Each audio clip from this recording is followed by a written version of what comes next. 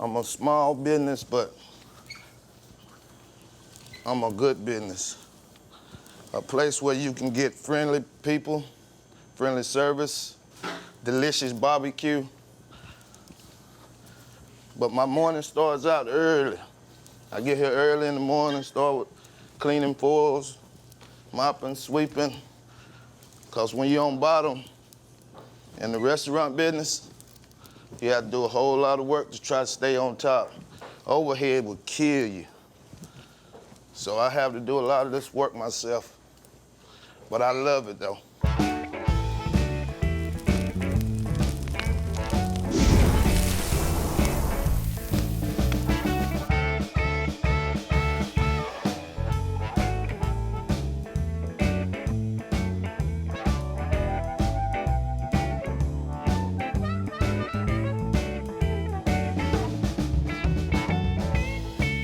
I'm proud of what we produce here. It's a lot of work. Like I said, it takes a lot of time. I come in at 4 in the morning, and hopefully I'm done by 2 to 3 o'clock in the afternoon. Most days I am. Well, who am I? John C. Bishop Jr., son of Big Daddy. So me and Dad hitchhiked to Selma from Birmingham, and Daddy, unbeknown what he was getting into, bought this restaurant. The first 3 months that we were open, I didn't sell any pork. People would come in, give me a barbecue sandwich. I'd say, I got brisket. Nah, I don't want brisket, I want barbecue, you know. And I'd say, well, that's all I've got. And some of them get mad and leave.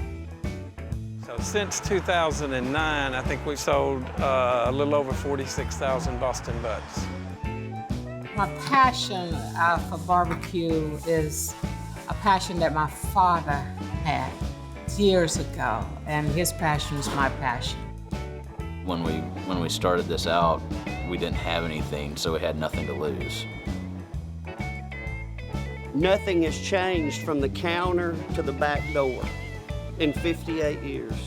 I make a fire like I make a fire. I cook the food the way I cook the food. From the counter forward, oh yeah, we've changed. We don't wait on tables. We got a mobile app.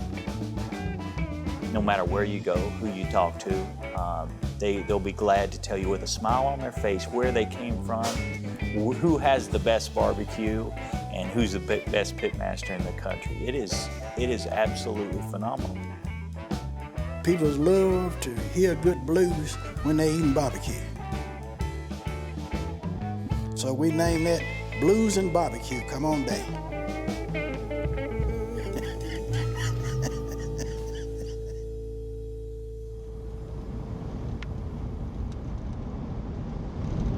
Onto Crawford Street, then the destination is on your left. The destination is on your left, 21 Crawford Street. Arrived. We opened this restaurant in January 2003, just after I had got laid off from a job, really. So it was kind of a blessing.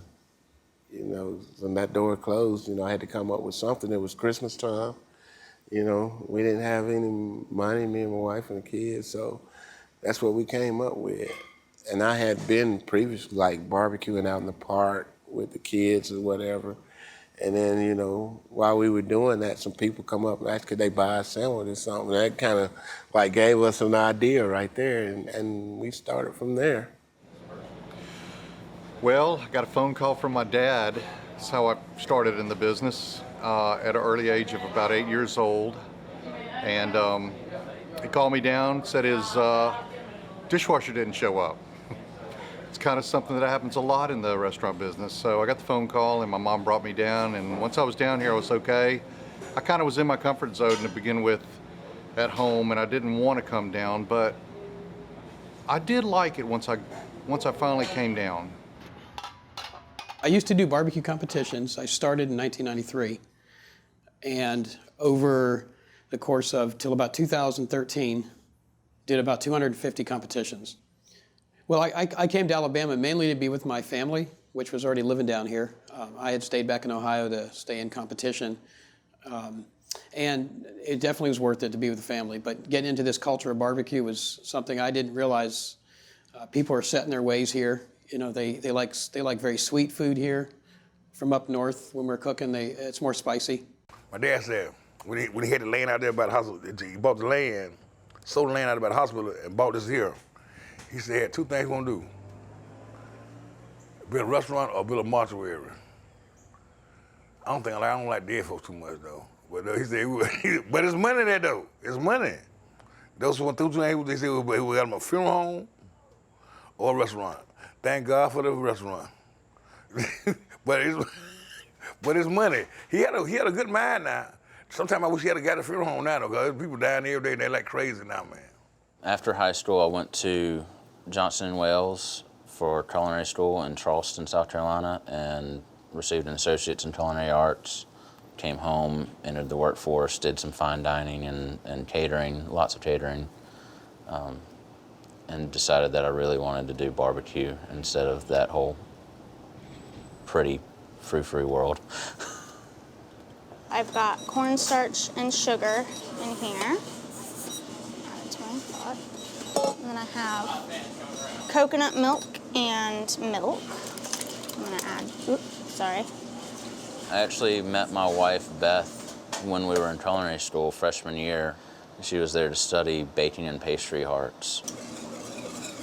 I usually do all the baking in like the middle of the night because it's so just monotonous and boring, and turn on music and dance around, do whatever. When we decided to open a restaurant, it was really neat that it could go hand in hand, and she does all these different types of homemade desserts for us. Good pie takes time. I'm from a family of cookers, like I told you. My daddy was a cooker, my mom's a cooker, my uncles are cookers. All my granddaddy's are cookers. I'm just, bred it up in me was to cook, it was destiny, because it seemed like when I cook my food, it's great, it ain't like, it's like, if you ain't never tasted it, it's something to taste. I put it like that. I just put it, it's something to taste. Everything from scratch, nothing imported. Homemade coleslaw, homemade baked beans, homemade potato salad. We even got homemade banana pudding. We cooking it on the stove. This ain't that out of the box stuff. This real food here.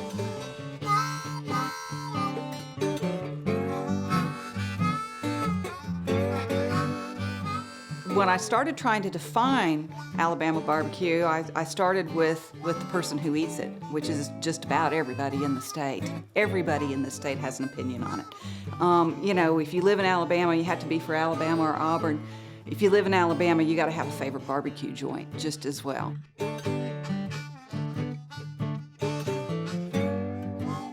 Alabama barbecue takes the best of a lot of different regions and has worked with it for 100 years, bringing in all these different flavors and making them their own. It is something that the South does right, but there are so many different versions of it that it's a little bit like a Southern accent.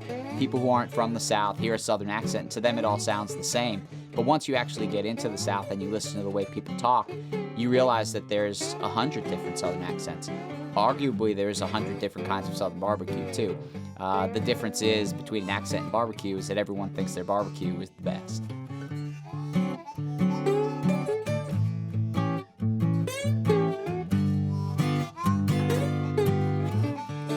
Big Bob Gibson was my grandfather. My mother was the Gibson.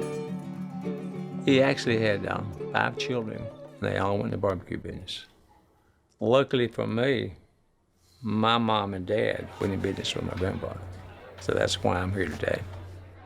I'm from North Alabama originally, Florence, Alabama, about an hour from Decatur. So I grew up knowing the Big Bob Gibson name. I went to University of North Alabama in Florence, and that's where I met my wife. My wife happened to be Big Bob Gibson's great-granddaughter. Like I said, he had 5 children. An aunt and an uncle went in business here in town, across town, and called their business Little Bob Gibson. 2 other children went to Huntsville. And so now in Huntsville, there's a Gibson's barbecue and a David Gibson barbecue. And then since my mom and dad went in business with my grandfather, we got to keep, and I got to keep, the Big Bob Gibson name. We started in 1985, my father and I did. We bought a Pasquale's Pizza location over in Southside, And 30 days after we bought it, we got a cease and desist certified letter saying they couldn't transfer the franchise. So we took the sign down and we were like, what are we going to do?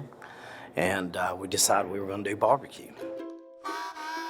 We started out in the trucking and cattle business in Montgomery, right here close to us. And Dad and I used to run about 50 livestock trucks, and we bought and sold cattle, hauled cattle, fed cattle commercially in the Texas Panhandle. And we started cooking for our youth group here at church, and people started encouraging me that it was some pretty good barbecue. I just started barbecuing in the backyard like everybody else always does. And so we had some guys that committed to an opportunity for us to open up a barbecue restaurant, and it came to fruition about a year later. And they bought this place and put us in here as tenants, not as partners, and we opened up Fat Boys Barbecue Ranch.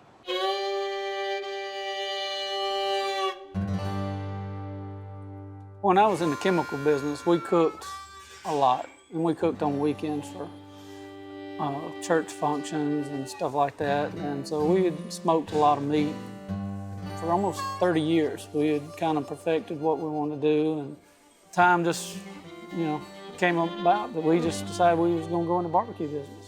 And it's a lot of difference. I mean, we were doing it for fun, and then when you start doing it for a living, it really takes, takes a life of its own. Today we had 2 catering jobs, and one of them was 200 and one was 500. And we basically had to have both of them out at the same time today. And it's been a pretty hectic day for us.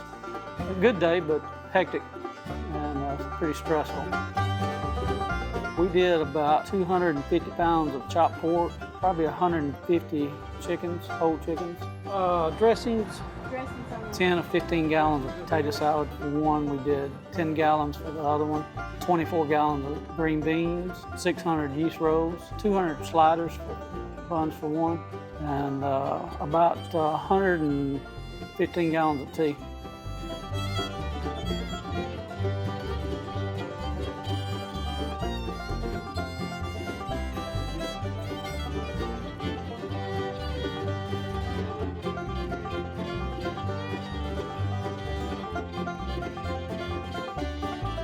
Everything went well. We were pleased.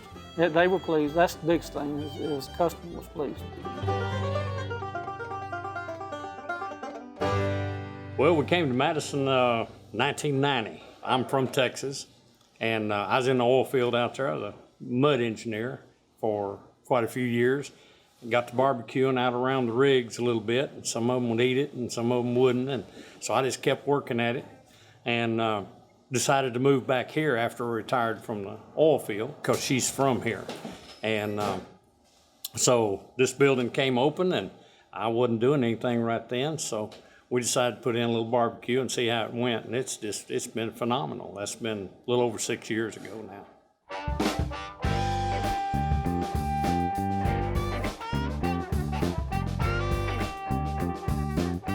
Most of my life, all my life, I was a mechanic. Doing mechanic work on University for Stockton Buick, building automatic transmissions and the Riviera and the 220 Buicks. I've done that for 27 years. Stockton Buick University. And Mr. Stockton, he passed away. When he passed away, I started Melvin's Auto, my own business, Melvin's Auto. And as time went on with Melvin's Auto, and I've done that a lot of years, I started messing with barbecue sauce. And the barbecue sauce brought us all here together today. The barbecue sauce messing with this meat. When I was a girl, we had a stockyard out in East Selma. And I had a bicycle with a basket on it. And I used to go out to the stockyard and get the hog. And the man would tie his feet and everything and put it in the basket. And I would bring it back home. And they would kill the hogs. My stepfather, he started digging a pit in the yard and put the wire over the the pit. And that's the way he did the barbecue. And we sell it out of the house, big sandwiches and all. So my daddy came to Birmingham probably in the late 30s. Like a lot of people, Birmingham was the magic city, and he met my mom, Maxine. My mom grew up during the Depression, and her mother used to cook meals and take in boarders, and that's how they got through the Depression, was preparing food and selling it. Daddy went off to war, as all the men did, and probably didn't see each other for over 3 years. But my mama, during that time, went to work for Belcher McComb, and she started wiring the B-25 bombers, and she was so good at that she became the head wiring inspector, and she inspected all the wiring on the B-25s. I say that to say this. My mother was never going to stay at home and raise children and wash clothes. My mother was already a businesswoman. She wanted to make money. She wanted to control her destiny. She liked making business decisions. This wasn't that common back then. Mama said one of the greatest disappointments of her life was when all the men came home and they called them in one morning and said, "We don't need y'all anymore." And boom, it's over with.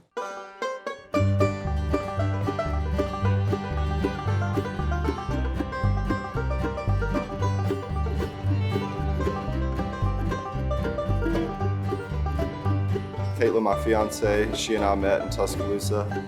Well, we actually took a direct hit from the tornado in 2011. We were in Forest Lake. That was scary. We pushed the couches up against the doors and everything. We were all in the hallway with pillows and mattresses on top of us, and everything started shaking. The doors started, you could just hear the wind was just sealing them shut. It was the scariest thing. We were hearing trees crack, and we were all looking up. We didn't know where the trees were gonna land, and then all of a sudden it was over.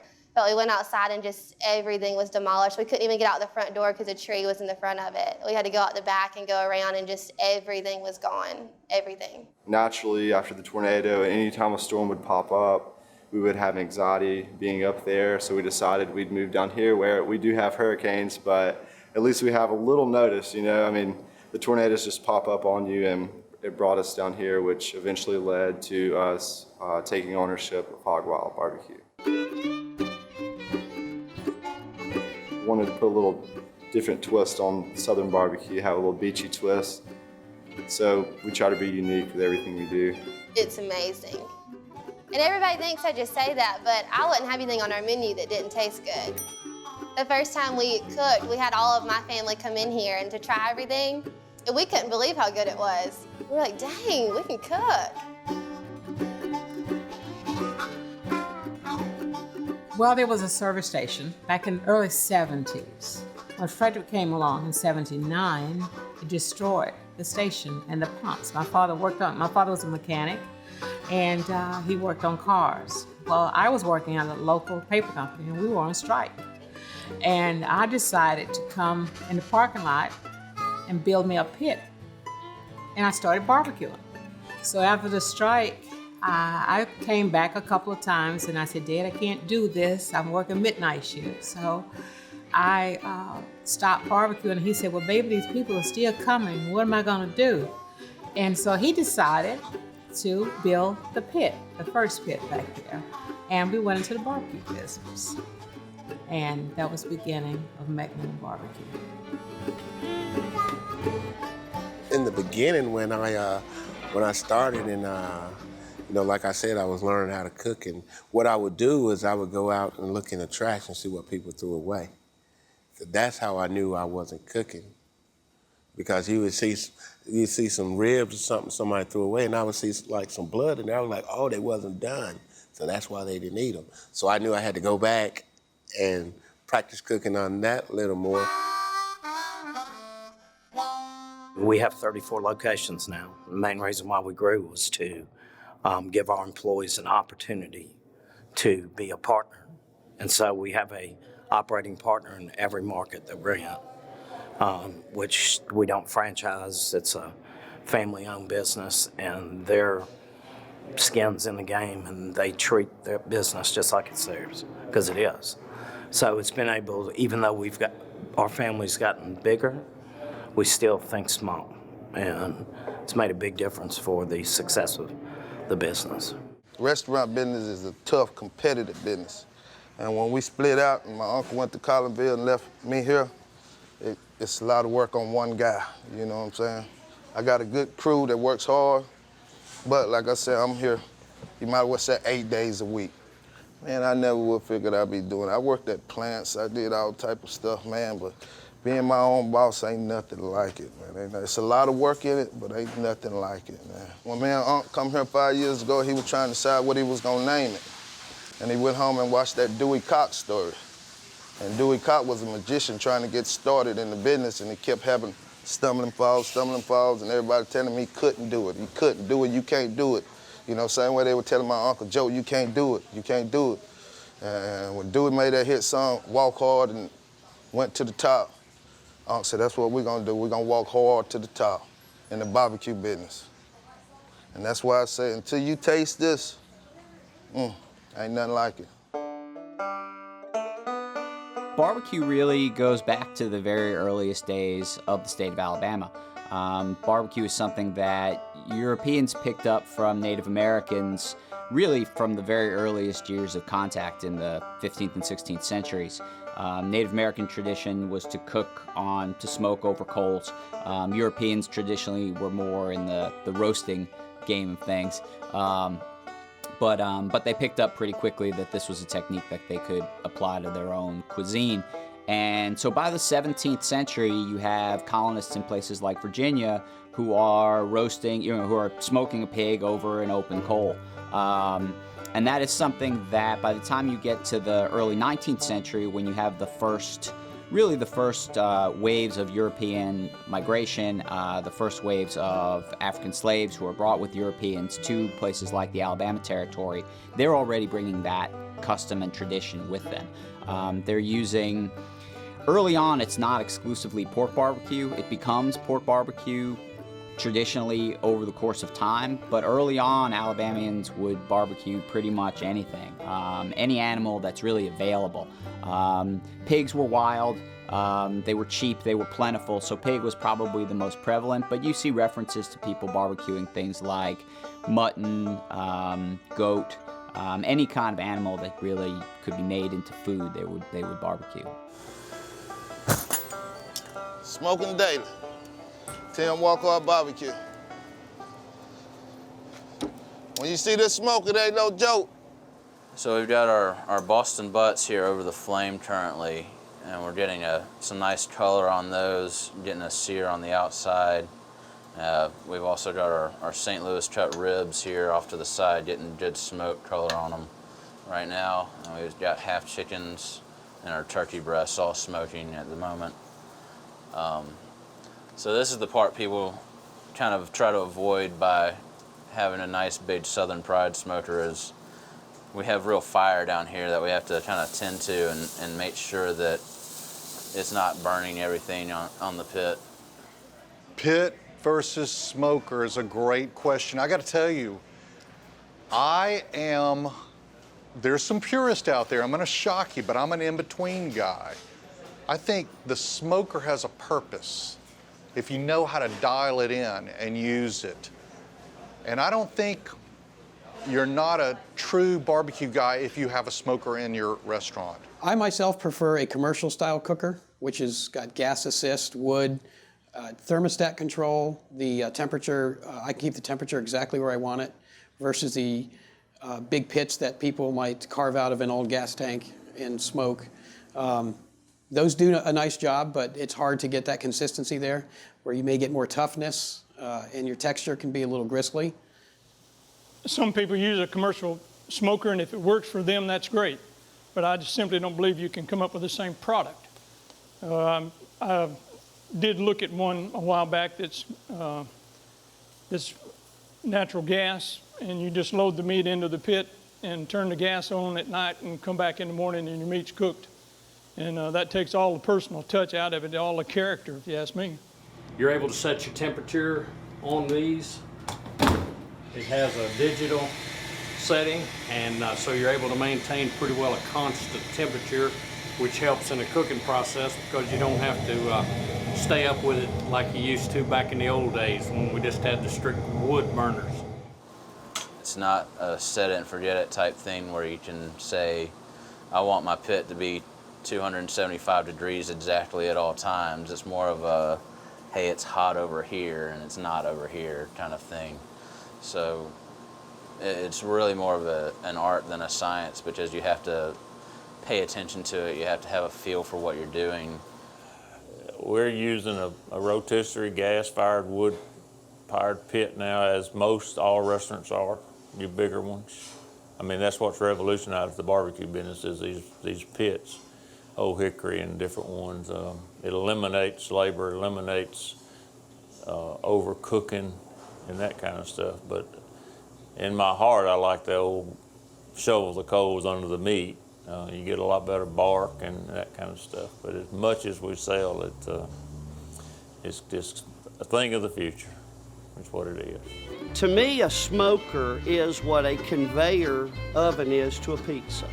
It cooks a good pizza, and it comes out on the other end just about the same every time. I'm more the guy that's got that brick-fired pizza oven that's sticking that paddle under there going, hey, I think the fire's a little hotter over here on the right. Let me push this over here a little bit. I got to put another log on here.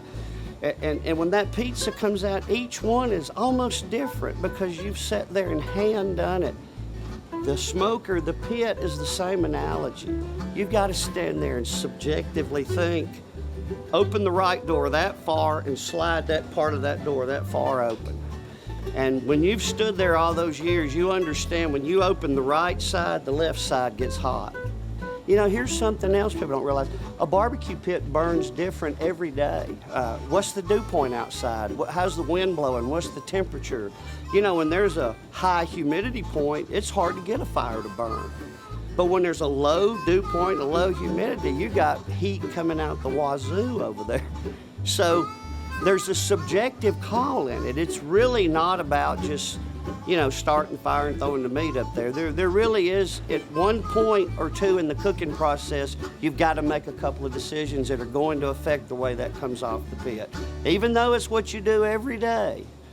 You know, you have a choice when it comes to barbecue, and a lot of people don't see it that way. They think that a direct fire and direct grilling and barbecue, two totally different things, and you can't intermingle the two. I certainly don't believe that. Take, for instance, the whole barbecue chickens. You actually get some residual drippings off the chicken and some renderings going down and hitting the hot coals. Okay, so you get a certain charred moisture that you just can't get cooking exclusively with indirect heat. I think it gives our chickens and our pork and just a little bit extra punch here at the restaurant. So I like versatility when I cook. So I certainly believe that there's a need in barbecue for both direct and indirect heat. Basically just our primary pit, everything's over hickory. We do the chicken and ribs on this. As you can see, we've got some that are coming off right here, right now. They're generally about, say, like 4 to 6 hours. Just depends on the cut of meat, depends how much fat's in it, just to, you know, to get a good, it's a feel. So there's probably like a 7 to 10 minute window on it before they're either going to be underdone or overcooked. So we just have to keep an eye on it. And these guys do it enough that they can just feel them and they know when they're ready to go. These are our auxiliary smokers. It's what we use for the pulled pork. Just for the sheer volume we do, we can't do it all on the pit. So these will basically hold about 3 cases of pork apiece. And these are generally running 5 days a week. You know, Big Bob Gibson started back in the early 20s cooking in his backyard in a literal pit in his backyard. But when we came to the restaurant, we had to take that pit and actually elevate it. So now we actually got sort of like a brick coffin.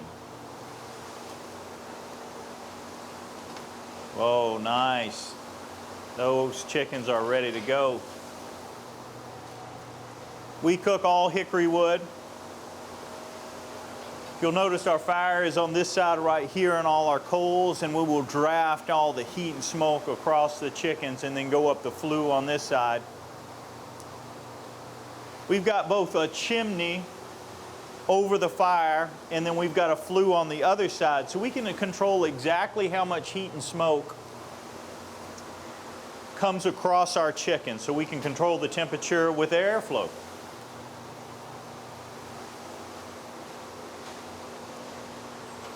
When the pit guys get here in the morning, usually we drop on about 75 whole chickens. And that's just to get us to the beginning of lunch. As soon as these come off, we're going back on with another 75. A hot sizzling fire is really important when you're cooking. Actually, when you're putting the sauce on these ribs, you're caramelizing the sauce. So if you don't have a flame, it won't sizzle that sauce right into the rib. So that's one thing we do here. We cook with a hot grill.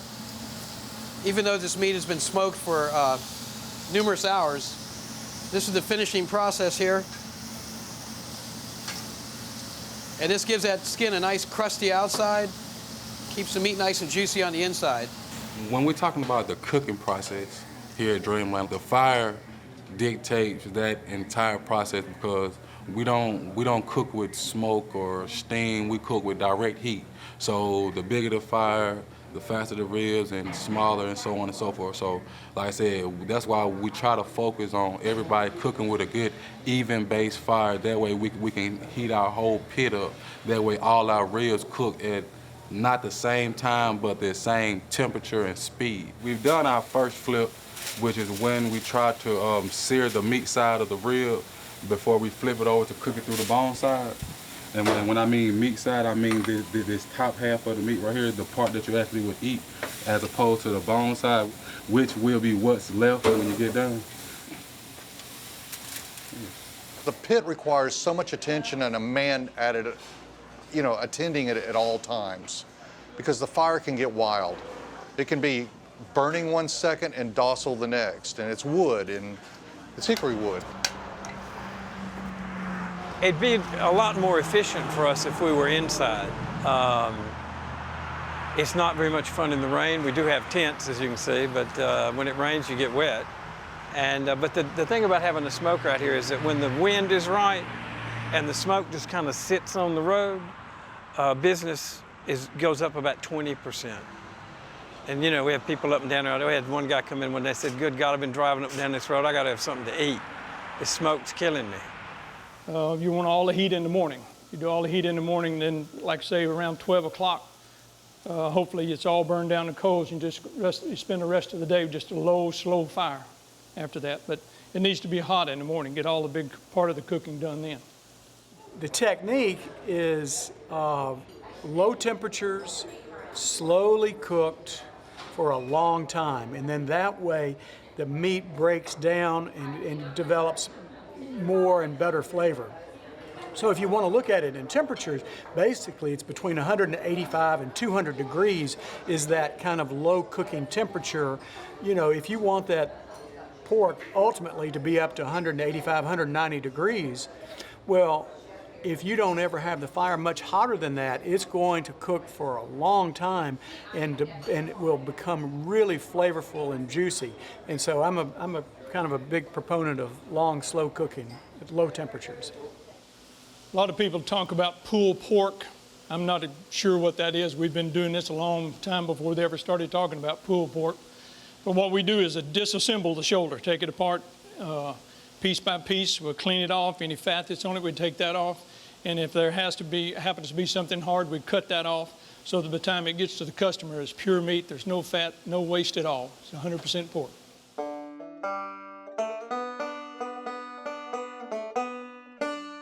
You go back to the earliest days when people referenced barbecue, wrote about barbecue, talked about barbecue. It was often tied very tightly to politics in the state of Alabama. So it would be an excuse to pull voters together, essentially. A place where candidates could speak to voters, party a little bit with voters, treat the voters, right? And that goes back really to the 18th century, that custom of elites, and elites tended to be the ones who were running for office, really providing food and often drink as well for voters. And so barbecue, originally in the state, seems to have happened most commonly in a political context. a race for public office. All the candidates come together, speak to the voters, and people will come together if you can provide them with a free meal. But there definitely are stories of the way politicians relate to barbecue that can go very well, and they can also go very poorly. There's a story about John Tyler Morgan when he was running for an office very early in his career. He gets up there at a barbecue and he starts giving a speech, and about halfway through the speech, apparently, he just abandoned it, and he sort of jumped off the stage and decided that they were going to eat first and talk later. And that worked out really well for him, as you can imagine. Voters really liked that quite a bit.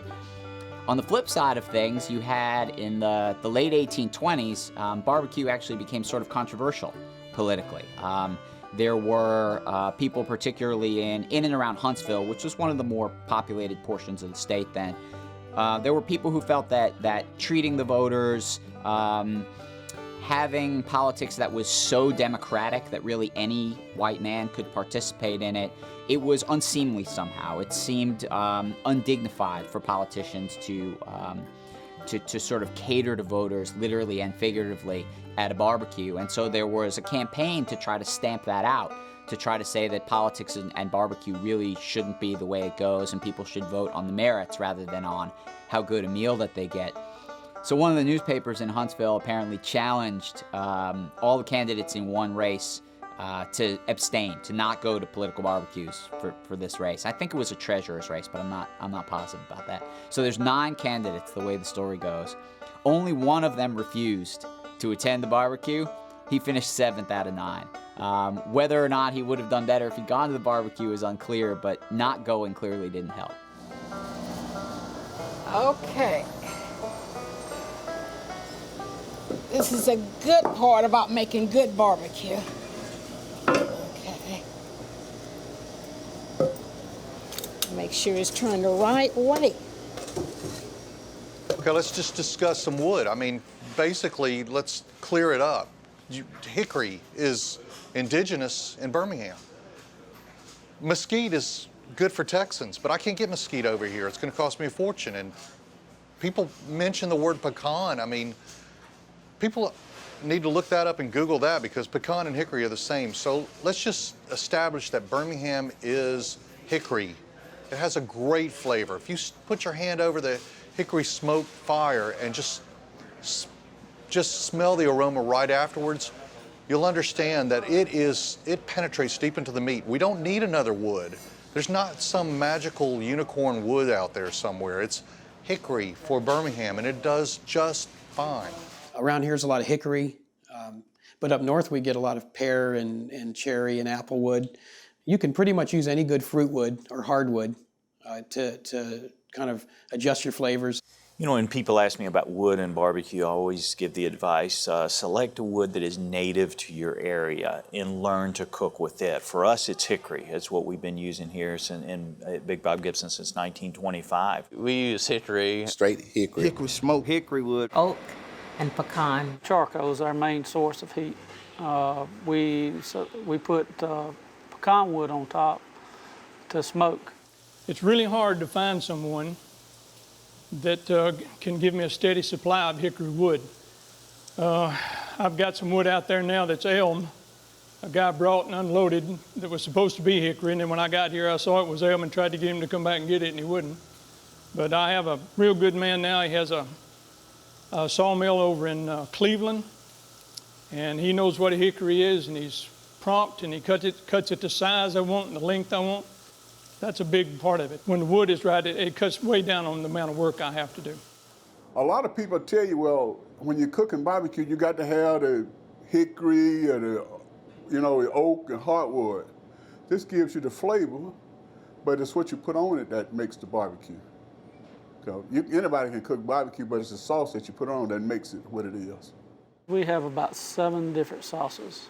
We have a sweet sauce, tangy sauce. We have a fire in the hole, which name explains everything. And then we've got a Carolina sauce, a Kusabi sauce, a white sauce. We've had people come in that's never eaten here, and they'll line every one of the sauces up, and they'll try every one of them.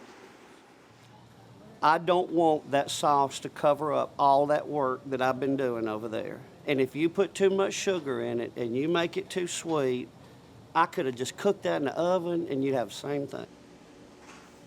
Well, we have very unique sauces. We have a barbecue pineapple sauce, which is very unique, and we have sweet and tangy. All of our sauces and our butts are, we use not an extreme amount of salt, but we do make it a little saltier than most because, the Gulf and everything with salt water. The sauce, ain't nothing like my sauce. I got homemade sauce I make from scratch. And man, I'm telling you, I call it that comeback sauce. And once you come here and you try it, you usually come back. One of the things I did when I was researching the book was to eat the meat and not sample the sauce until the very last thing, because if the meat doesn't have the flavor, then it doesn't really succeed. A real rib is without the sauce, you eat out the grill, get the regular taste. Sauce hide a bad rib, like the hickory smoke, People don't, the sauce good, true enough, but you want to try real barbecue, eat it without the sauce. That's a true rib. Sauce wasn't defined in Birmingham in the 50s, so there were 3 restaurants that kind of defined it, and it was a tomato-based sauce. So what happened was after the 50s, 60s, 70s, the definition was in, and this is part of our, I would say, tradition. People ask me why I don't have a white sauce, a vinegar, because I'm traditional, and I'm staying true to the tradition that we've helped establish. We helped formulate it and define it. So it's a tomato-based sauce in Birmingham, Alabama. And one thing that sets North Alabama apart is Big Bob Gibson and the barbecue white sauce, his original white sauce. And that's what we're known for in North Alabama, as well as cooking whole shoulders and things. So we really hang our hat on our barbecue white sauce. Have I tasted some of the other sauces? I can tell you this, as far as white sauce, mayonnaise and vinegar doesn't set my world on fire. I mean, no. I think our sauce is way more complex. You could probably give that recipe to somebody. Okay, put salt, pepper, mayonnaise, and vinegar together and just stir it in a bowl. But if I told you my sauce, it would be way more complex, and it's a balance of ingredients that is moving toward a perfect sauce. And I firmly believe that the barbecue should stand by itself. The sauces, they're an option for our customers. Trying to trace back when particular barbecue techniques are pioneered can be tricky. The sources that tell you things about barbecue, the further back you go, the less specific they tend to be. So you're not going to find barbecue recipes from before the Civil War by and large. You're not going to find, certain kinds of sauces and specifically how those things were made. My 5th great-grandfather, if it goes back that far, which would be in the early 1800s, had this sauce in California during the gold rush times, and it passed down from generation to generation, and my father eventually ended up with it, and we tweaked it a little bit with a little extra this and left something out, and as of what we have today is Hancock barbecue sauce. Back whenever I was a kid, I wanted to learn how to barbecue, and there was an older man in the town we lived in named Red Sanders, and everybody just called him Mr. Red. He was an old black man, and so I went down to him and said, Mr. Red, I'd like to learn how to cook barbecue. Can you teach me? And he said, I can't teach nobody nothing, but if you come work for me, I'll show you some things. He would show me stuff, and he always had a philosophy. He'd say, you gotta know what's going on inside there with that fire and with that meat. And he had great barbecue. People come there and he only cooked so much a day. When he run out, he was out. But anyway, Mr. Sanders had that barbecue sauce. And when he got ready to pass on, I guess he kind of knew it was getting close, he handed me an old piece of paper, and I still got that, had that recipe on it.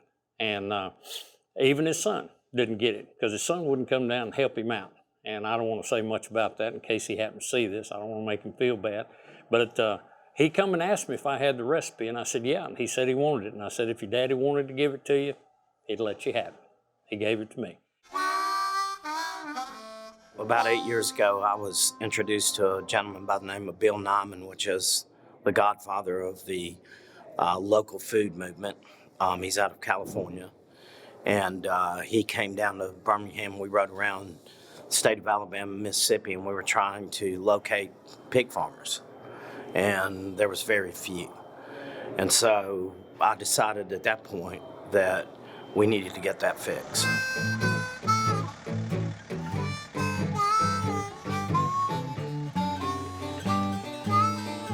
You know, quality of pork really has gone down for decades and decades up until the last 10, 15 years. And now we're getting some of our better places that are sourcing better quality pork that to me is very, very important and is a big step in the right direction. The interesting thing to me about the Fatback Pig Project is that a lot of the narrative today in American food is about, heirloom varieties of pigs. And, everybody talks about the importance of reviving these heirloom varieties of pigs. The way Southerners talk about it is we're going to start farming the way our grandparents farmed. We're going to start raising the same pigs our grandparents raised. They're, our history, our legacy. And I think that's what's smart about what Nick is doing.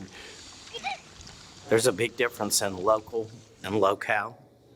So you won't find avocado farms in the state of Alabama, but there's not a better place to raise hogs than our state.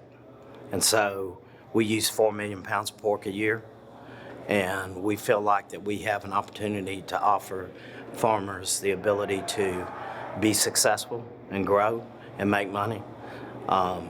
It's just going to take time to build that infrastructure. I would love to see the day when more Alabama barbecue used Alabama-raised hogs that were raised by farmers that made a good living, and the hogs were well taken care of. And that when we eat local barbecue, indeed we are eating local barbecue and not just mass-produced commodity hogs that have been inside some confinement pen for all their life. We want the hogs to be raised like they would live naturally. They're healthier. They get to run around. So the meat, when you get the meat, it's a very dark red, very marbled meat versus the campaign several years back where they said pork's the other white meat. It's not the other white meat, and it should have never been that. You want well-marbled pork that has big flavor. And the older breeds have incredible flavor. The meat's a little darker. The intermuscular fat or marbling is much better. I just thought it was a pretty sad thing to be in this part of the country where it's such a natural, place to farm, and we weren't farming. But it's putting people back to work. It's putting farmers back to farming. And I think it's a great opportunity for us as a state to make a statement to get that going again.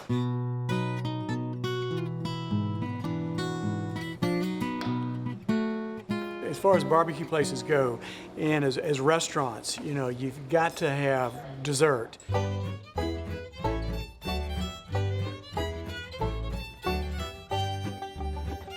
There are places that really put a lot of care and love into their cooking.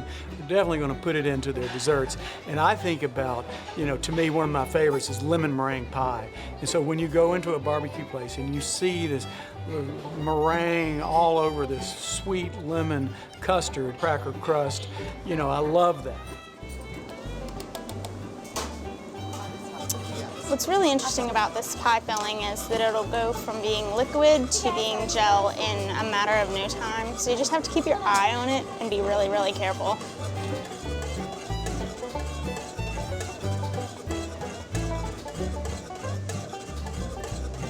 It's turned into the gel like I was talking about. I've got egg yolks here in this bowl, and I'm just gonna mix some of this filling in with the egg yolks. It's called tempering, so that when I pour it back in the pot, the eggs don't scramble. My egg whites have started to foam up, so now I'm gonna add some salt and some cream of tartar to help stabilize the egg whites. We've had an entire cream pie go flying across the restaurant before and hit someone in the face, honestly, because someone tripped. That was fun.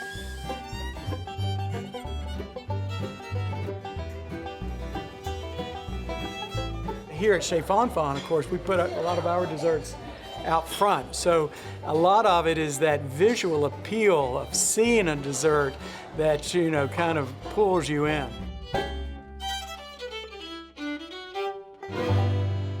Barbecue has become something that has really exploded beyond the South in the last 20 or 30 years, I think, and has become sort of almost a national phenomenon. Not in the sense necessarily that you'll see barbecue places everywhere, although you can find barbecue places in some very unusual spots, parts of the country you would not expect to see it. Barbecue does seem to be a thing that can draw people to the South in a way that I don't think it did in previous generations. Everyone knew that the heart of barbecue was in the South, but you see way more in terms of books, television shows, cook-offs, competitions, and you know, you go to a barbecue competition, there's teams come from everywhere, all over the country, sometimes from not even in the United States. But barbecue, for whatever reason, has gone from being something that's just sort of iconic of the South and really is something that that has come out of the South and now appeals to the rest of the world in a way that I don't think you would have seen, certainly not 40 or 50 years ago, and I'd venture to say probably not even 20 or 30. We're in the midst of a real renaissance now in American barbecue, Alabama barbecue. There's better barbecue being cooked now than when I was growing up. More people care about it. More people are dedicating their lives to growing good pigs and cooking good barbecue. So the prospects are great. Barbecue is going to continue to change, going to continue to evolve. People are curious about the South in general. Our region, like no other region in America, has a mystique about it. It's a little scary to some people. It's intriguing to people because we don't fit the way the rest of the country sees themselves. And we have an interesting history, a complicated history. And so people are curious as to what the South is about, what Alabama is about. And so they know that they have some preconceived notions, and they come and they want to find out if those notions are true or not. And barbecue is a great way for us to welcome people in so that they can see something that really started in the South and that is, I think, the excellence is unique to our state. I think Southerners have a sense of pride about our connectedness to each other through barbecue, and how all different types of people, different colors, different people of different incomes come together and are all the same at a barbecue joint. And I think food brings us together in a way, and I think barbecue does that in a very special and wonderful way. I have not had anything like Alabama barbecue or even Southern barbecue outside of the U.S. I've had some good smoked meats around, but nothing like this. This is a very specific type of food that is made only in one place, and it is ours.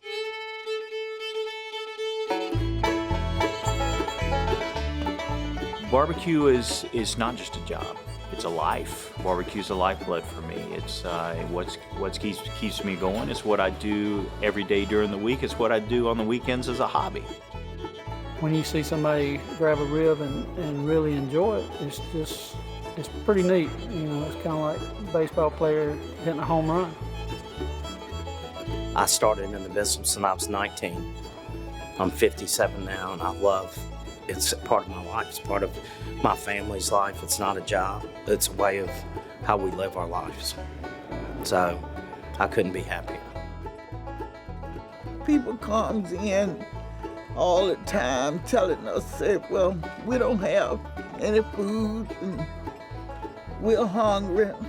I'll fix them something to eat, you know. Give them something to eat, because a lot of people are less fortunate. So you have to help one another. And that way the Lord keep on blessing you. The best fun part about this is my customers. We interact with everybody and take time off to go sit down and be with them, and they like that. They like the personal touch. We care about this. You know, you got to care about something in order to have a good livelihood out of it, right? You don't care about your job, you can't have nothing good about it, right? So that's what it is, though. Try try to steal people's livelihoods. That's real, you know, put a lot of TLC in it. You know, it's a privilege to be working at Dreamland.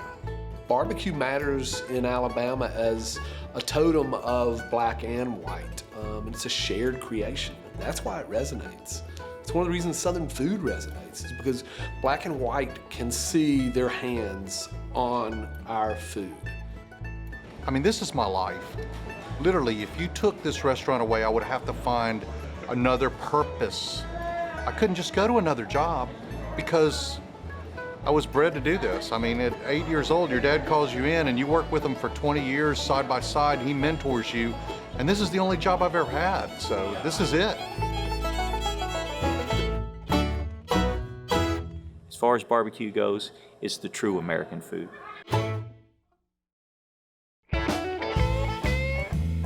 Will you give me the recipe and teach me how to make the sauce? No, I can't do that. Will you tell me how to make it? I will not tell you how to make it. I'm the only person with a recipe, by the way.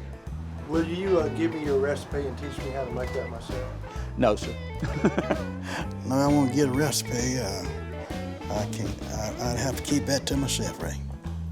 I can tell you which one I like, Texas Tangy, but I can't tell you what's in it. I can't do that. I wish I could. I really do, but I can't. Tell me how to make your sauce? No, I ain't gonna tell you how to make my sauce, but I tell you what, you can come 305 Industrial Boulevard and buy you a quarter of it or a gallon of it, whatever you like. Sorry, no, I can't tell you how to make my sauce. That's the old saying, if I do, I have to kill you.